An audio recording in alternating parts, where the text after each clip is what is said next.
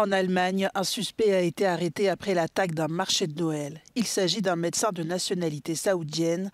Âgé de 50 ans, il aurait agi seul. Vendredi, vers 19 h, une voiture de location de marque BMW a foncé sur la foule, fauchant les passagers qui se trouvaient au marché de Noël de la ville de Magdebourg, située à 150 km à l'ouest de Berlin.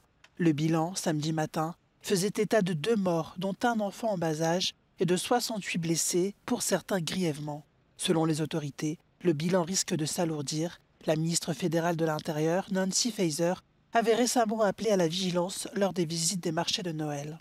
Notre correspondante, Liv Strud, était sur place. German Chancellor Olaf Scholz and Minister of the Interior Nancy Faeser will be visiting the city just 150 kilometers outside of Berlin on Saturday to pay their condolences. Germany is already at the heart of a political scandal following the collapse of the coalition government just hours after the US voted in Donald Trump for a second term.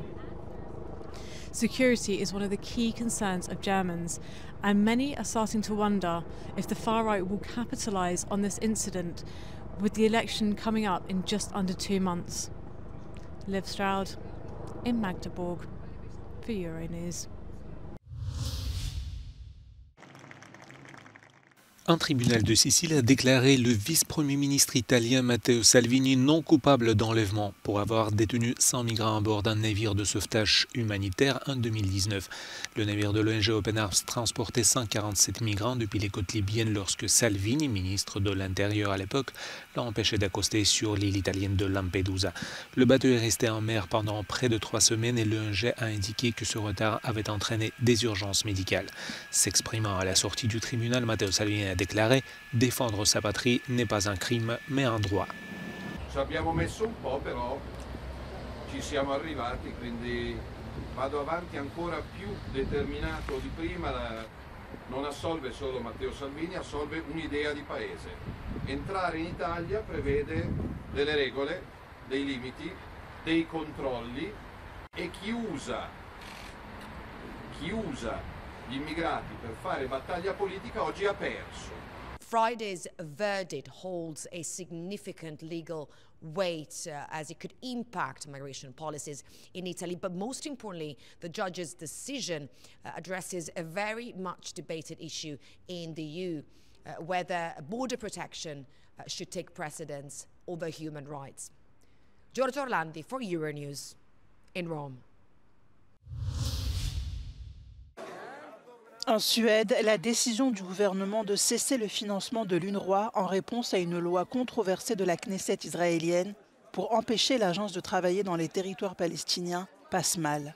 L'agence, qui vient en aide aux réfugiés palestiniens et qui vient de recevoir le soutien massif des membres de l'Assemblée générale de l'ONU, déplore ce revirement. Selon l'UNRWA, la Suède est un partenaire fiable de longue date qui apporte son soutien politique et financier depuis des décennies à l'agence onusienne. Les députés israéliens ont adopté des lois interdisant à l'UNRWA d'opérer en Israël et à Jérusalem-Est, tout en envisageant des mesures similaires à l'encontre d'autres organisations humanitaires. Stockholm a également déclaré doubler son financement pour la région dès l'année prochaine, mais ces fonds seront distribués par d'autres canaux. Depuis des décennies, l'UNRWA gère entre autres des réseaux d'écoles et des centres médicaux dans les territoires palestiniens, mais également au Liban, en Syrie et en Jordanie. Face à la crise politique et désormais institutionnelle que traverse la Géorgie, l'Union européenne envisage des sanctions. Les États-Unis, de leur côté, ont annoncé il y a quelques jours avoir interdit de visa une vingtaine de personnes accusées de porter atteinte à la démocratie. Bruxelles a décidé pour sa part de suspendre l'exemption de visa en cours pour les diplomates géorgiens.